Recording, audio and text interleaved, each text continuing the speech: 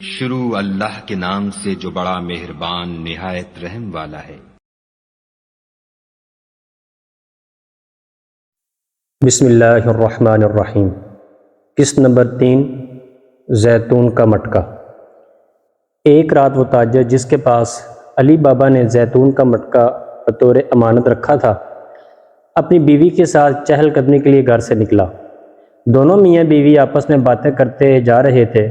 بیوی نے اپنے خاوند تاجر شکیل سے فرمائش کرتے ہوئے کہا، آج زیتون کھانے کو میرا بہت جی چاہتا ہے، عرصہ دراز سے زیتون ہمارے گھر میں ختم ہے۔ خاوند نے اپنی چہیتی بیوی سے کہا، ہاں تیری بات سے مجھے یاد آیا کہ میرا دوست علی بابا مکہ جانے سے پہلے زیتون کا مٹکا ہمارے گودام میں رکھ گیا تھا۔ 7 سال ہو گئے لیکن وہ ابھی تک واپس نہیں آیا۔ پتہ نہیں وہ اتنی طویل مدت سے کیوں غائب ہے، ابھی تک واپس کیوں نہیں آیا؟ بیوی نے پوچھا۔ شکیل کہنے لگا، ایک تاجر کے جس نے اس کے ساتھ حج کیا تھا، اس نے بتایا ہے کہ علی بابا مصر چلا گیا تھا۔ اس کے بعد اس کا کوئی پتہ نہیں چلا کہ اس کے ساتھ کیا بیتی۔ اللہ نہ کرے، میرا خیال ہے کہ وہ مر چکا ہے۔ میری پیاری بیوی، وہ زیتون کا مٹکا میں تجھے لائے دیتا ہوں جو وہ ہمارے گودام میں بطور امانت رکھ گیا تھا۔ اگر زیتون ابھی تک خراب نہیں ہوا تو ہم اسے مزے سے کھاتے ہیں۔ واہ واہ، کیا ہی مزہ آئے گا زیتون کھانے کا۔ اچھا، اب آپ اس طرح کریں کہ مجھے ایک چراغ لا دیں اور ایک پلیٹ تاکہ میں گودام سے آپ کے لیے زیتون لے آؤں۔ بیوی نے کہا، علی بابا کا زیتون؟ نہ بھائی نہ، میں یہ زیتون تو نہیں کھاؤں گی، بلکہ میں تجھے بھی یہ کہتی ہوں کہ اس زیتون کو ہاتھ نہ لگانا جسے اس نے آپ کے پاس بطور امانت رکھا ہے۔ آپ نے اگر اس میں سے کچھ زیتون لے لیا تو یقیناً آپ خیانت کا ارتکاب کریں گے، اور مجھے یہ قطعاً پسند نہیں ہے کہ آپ خیانت کا ارتکاب کریں۔ علی بابا اگر 7 سال سے غائب ہے تو اس کا یہ مطلب ہرگز نہیں کہ وہ مر گیا ہے۔ آپ کے حاجی نے بتایا تھا کہ علی بابا مصر چلا گیا تھا۔ علی بابا کے مصر پہنچ جانے کے بعد پھر کسی نے آپ کو اس کے بارے میں کچھ بتایا کہ اس کے ساتھ کیا بیتی؟ ہو سکتا ہے کہ وہ تجارت کے غرض سے وہاں سے آگے کسی دوسرے ملک میں چلا گیا ہو۔ آپ اس کے بارے میں کچھ بھی نہیں جانتے اور نہ ہی کسی نے اس کی موت کی آپ کو اطلاع دی ہے۔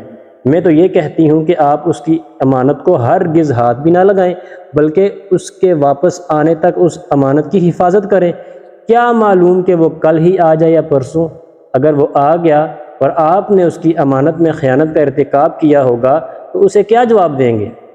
جب اس کو آپ کی اس غیر شائستہ حرکت کا علم ہوگا تو اس کی نظروں میں تمہاری قدر و قیمت ختم ہو جائے گی، اور جب لوگوں کو یہ پتہ چلے گا کہ آپ نے اپنے دوست کی امانت میں خیانت کی ہے تو وہ بھی آپ کے بارے میں کیا کہیں گے؟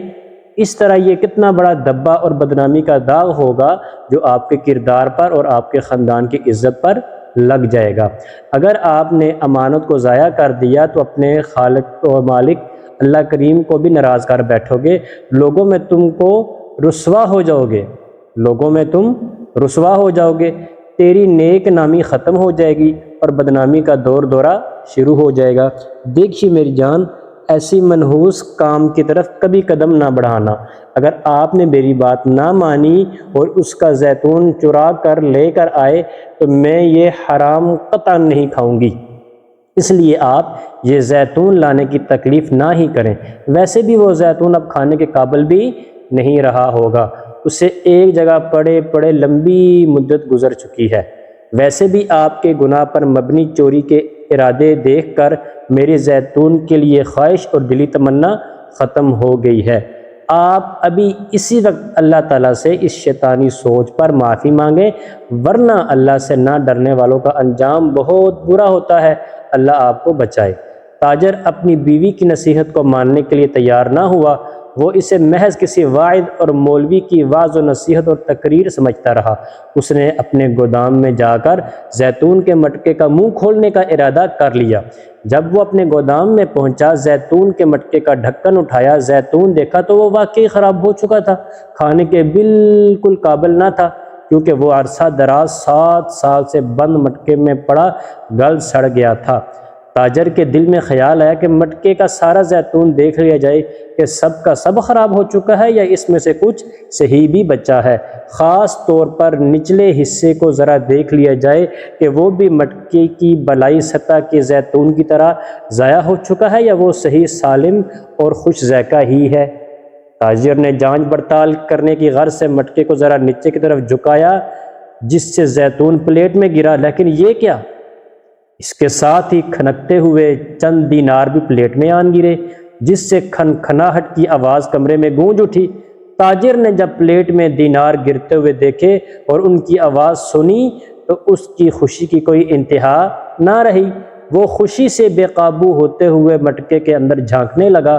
وہ یہ دیکھ کر خوشی سے پاگل ہو گیا کہ علی بابا نے تو مٹکے میں وافر مقدار میں دینار رکھے ہوئے ہیں، جبکہ زیتون تو بس انہیں چھپانے کے لیے اوپر ڈالا گیا ہے۔ واہ واہ، کیا کہنے! تاجر نے جلدی جلدی زیتون اور دینار اٹھا کر دوبارہ مٹکے میں ڈال دیے اور پہلے کی طرح اس کا منہ اچھی طرح بند کر دیا، پھر کچھ سوچتا ہوا واپس اپنے گھر آ گیا۔ آتے ہی اپنی بیوی سے کہنے لگا کہ نیک بخت، تم واقعہ ہی سچ کہتی ہو، زیتون بالکل خراب ہو چکا ہے، میں نے مٹکا اسی طرح بند کر دیا ہے جس طرح وہ پہلے تھا۔ علی بابا جب واپس آئے گا تو اس کی امانت واپس لوٹا دوں گا، البتہ مجھے امید ہے کہ واپس آنے پر اسے پتہ بھی نہیں چلے گا کہ میں نے اس کا مٹکا اس کے جانے کے بعد کھول کر دیکھا ہے کہ نہیں۔ یہ بات سن کر بیوی نے اپنے سرتاج سے کہا، کاش تم میری بات کو سچ مان لیتے، کاش تم مٹکے کو نہ کھولتے۔ آپ نے مٹکے کو کھول کر بہت بڑی غلطی کی ہے، میں اللہ تعالیٰ سے دعا کرتی ہوں کہ وہ آپ کی اس خطا کو معاف کر دے۔ یہ بہت برا ہوا، آپ بغیر سوچے سمجھے اس غلطی کا ارتکاب کر بیٹھے۔ نہایت افسوس کی بات ہے، ایسا نہیں ہونا چاہیے تھا۔ تاجر نے اپنی بیوی کی باتوں کی کوئی پرواہ نہ کی، بلکہ علی بابا کے مٹکے میں جو دینار پڑے ہوئے تھے اب انہیں قابو کرنے کا بھوت ہر طرح سے اس کے ذہن پر سوار تھا۔ تاجر کی بے پناہ خوشی نے اسے اس خیانت کے جرم کی قباحت کو بھی فراموش جس کا ارتکاب کا اس نے پختہ ارادہ کر رکھا تھا۔ تاجر رات بھر سوچتا رہا کہ وہ دیناروں کو کس طرح ہتھیائے کہ علی بابا کو مٹکا کھولنے کی کانوں کان خبر بھی نہ ہو سکے۔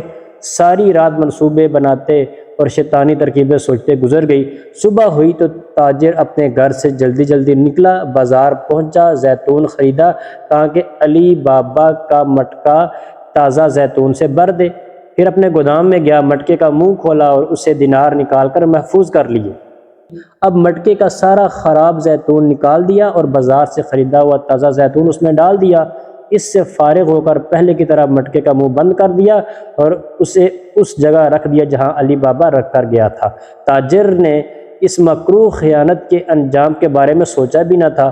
وہ شیطان کے پیچھے ایسے لگا کہ اللہ تعالیٰ کے غضب، لوگوں کی ناراضی اور معاشرے میں بدنام ہو جانے سے بالکل خوفزدہ نہ ہوا۔ اس جرم کا ارتکاب کیے ابھی 1 مہینہ ہی گزرا تھا کہ طویل